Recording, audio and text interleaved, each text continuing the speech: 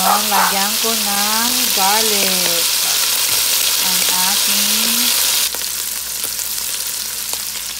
maglagay po tayo ng dato puti, soy sauce.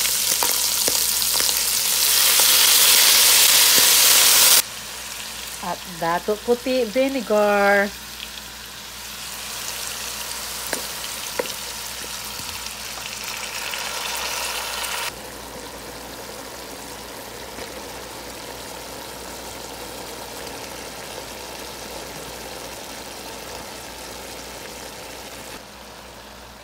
Naglagay pa ako ng Sprite para manamis-namis ang ating adobo. Of course, maglagay po tayo ng chicken flavor bouillon.